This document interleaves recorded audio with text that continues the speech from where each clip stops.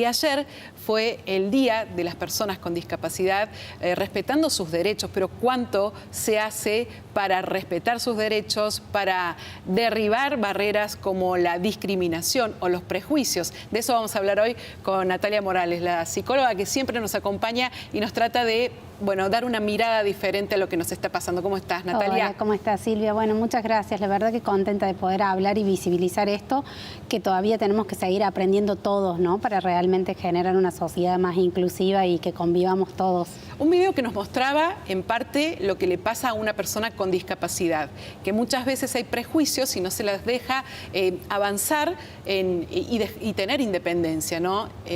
Por eso mismo las personas con discapacidad decía, no me trates como si fuera un niño, yo sé hacer las cosas, ¿no? Tal cual, cuando hablamos de discapacidad tenemos que hablar de barreras, ¿no? Principalmente, y no solo barreras edilicias o de infraestructura física, sino también de barreras pedagógicas, de barreras actitudinales, que realmente impiden que la persona pueda desempeñarse autónomamente, que pueda ejercer sus derechos, que pueda también ser reconocida en todas las potencialidades y capacidades que tiene, ¿no? Bien, Natalia, vamos a ver una placa, porque los datos sobre la discapacidad en números realmente nos hace ver que estamos en el camino, pero que todavía falta mucho, ¿no? Datos concretos. En Argentina hay 5 millones de personas que tienen algún tipo de discapacidad según el último censo del 2022. El acceso a la educación, el 80% de los niños son matriculados, pero enfrentan barreras para continuar y tener su progreso, ¿no? También información del Ministerio de Educación y del INDEC.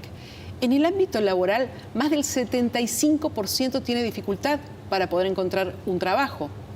Y el último dato, la discriminación.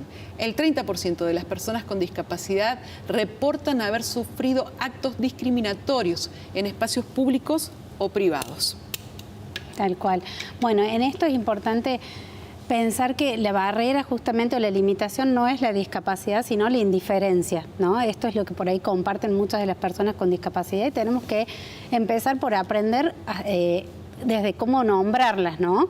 El lenguaje construye realidades, entonces no hablamos de personas ni con necesidades especiales, ni con capacidades diferentes, sino que son personas. En algún momento se decía capacidades diferentes y se fue cambiando, ¿no? Eufemismos que no sirven, que no son importantes y que siguen mostrando una barrera. Las leyes fueron cambiando y eso también fue modificando la manera en la que se nombraba, pero son personas primero, con un nombre, con una identidad.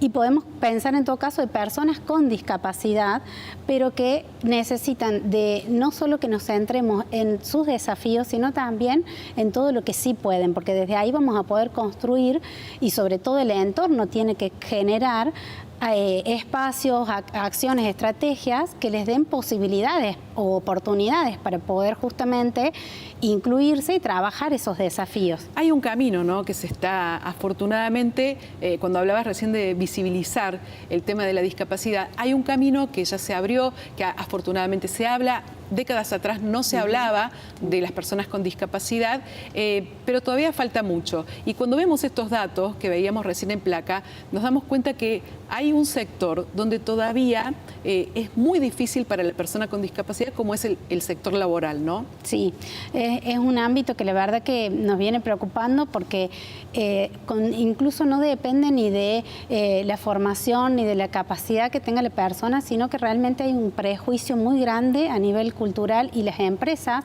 no están cumpliendo incluso con los cupos que corresponde, con poder. Algunos, por ejemplo, acceden ahora a través del PPP, pero que sabemos que son condiciones laborales que no son favorables. Entonces, es un ámbito en el que hay que seguir trabajando para generar mejores, aprovecho y les cuento, mejores legislaciones para que haya ciertas obligaciones que se tengan que cumplir. Ayer se presentó un nuevo proyecto de la ley de discapacidad, vamos a tener que ver cómo avanza, pero bueno, una de las cuestiones es empezar a pensar en qué pasa con las personas con discapacidad cuando crecen, cuando son adultas y necesitan seguir generando espacios de autonomía, de independencia, porque una discapacidad no limita todos los ámbitos de la vida, ¿no?